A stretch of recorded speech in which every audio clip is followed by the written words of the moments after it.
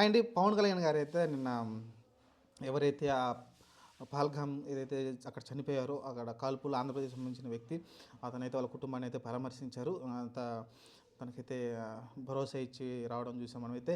సరే ఇంకా ఆ తర్వాత పవన్ కళ్యాణ్ చాలా ఆవేశంగా మాట్లాడడం చూసాం. ఉగ్రవాదాన్ని అణిచివేయాలి, ఉగ్రవాదాన్ని కోకట వేలతో పిగిలించి వేయాలని అయితే చెప్పుకొచ్చారు. సరే ఏదైనా అన్ఫార్చునేట్లీ అది జరిగింది, మనం ఏం చేయలేకపోతున్నాం. ఎందుకంటే ఉగ్రవాదులు కూడా చాలా తప్పుడు దారిలో వెళ్ళిపోతున్నారు. ఇంతకుముందు యాక్చువల్గా ఆర్మీని అటాక్ చేసేవాళ్ళు, లేకుంటే అక్కడ ఉన్న పొలిటీషియన్ని అటాక్ చేసేవాళ్ళు ఉగ్రవాదులు కూడా. ఇప్పుడు ఏంటంటే అసలు ఈ సామాన్య ప్రజల్ని అటాక్ చేస్తున్నారు. ఇది మటుకు చాలా పెద్ద తప్పు. ఎందుకంటే అది కూడా ఆర్మీని కూడా దొంగతనంగా వచ్చేసి అటాక్ చేస్తారు. ఇప్పుడున్న పబ్లిక్ని కూడా మన మనుషులాగానే వచ్చి అటాక్ చేశారు. అందులో మళ్ళీ దాంట్లో సానుభూతి కోసం ట్రై చేస్తూ ఉన్నారు. ఏంటి, ఆడవాళ్ళని పిల్లల్ని వదిలేసామని.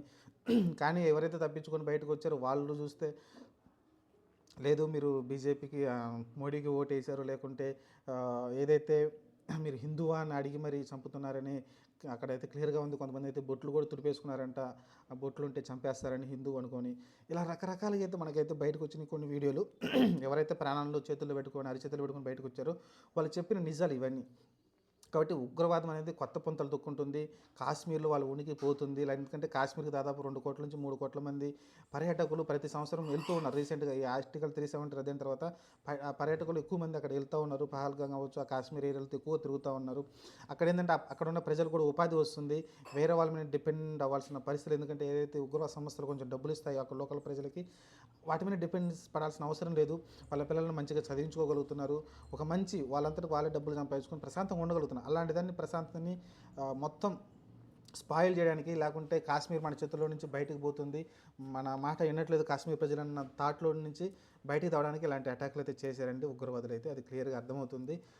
ఎందుకంటే కాశ్మీర్ లేకపోతే వాళ్ళకి ఉనికి ఉండదు కాబట్టి ఉగ్రవాదులకి లోయల్లో అక్కడ కూడా బతుకుతూ ఉంటారు. వాళ్ళని కనిపెట్టడం కూడా కష్టంగా ఉంటుంది. చూద్దాం మరి మోడీ ప్రభుత్వం అయితే అంత ఈజీ వదిలిపెట్టదు. మరి దీనిపైన అయితే పవన్ కళ్యాణ్ గారు అయితే గట్టిగా స్పందించారు. దానిపైన అయితే గట్టిగా సీరియస్గానే యాక్షన్ తీసుకోవాలని అయితే స్పందించారు. చూద్దాం, ఎందుకంటే పవన్ కళ్యాణ్ తెలిసిందే వీర దేశభక్తుడు ఆయన. ఇప్పటికిప్పుడు ప్రాణం ఇవ్వమన్నా ఆయన ఇచ్చేస్తారు. అంత దేశభక్తి అయితే అతని దగ్గర కనిపిస్తూ ఉంటుంది. మనకి ఎప్పుడు చూస్తూనే ఉంటాం అతని స్పీచ్లోనే దేశమే ముందు కానీ మిగతాదని తర్వాత అని చెప్తూ ఉంటాడు. రాజకీయాలకు అతీతంగా మాట్లాడుతూ ఉంటాడు దేశం గురించి. ఆయనైతే అక్కడికి వెళ్ళి వాళ్ళని అయితే ఓదార్చాడు, ఎవరైతే చనిపోయారో తన ఫ్యామిలీని అయితే. మంచి విషయం.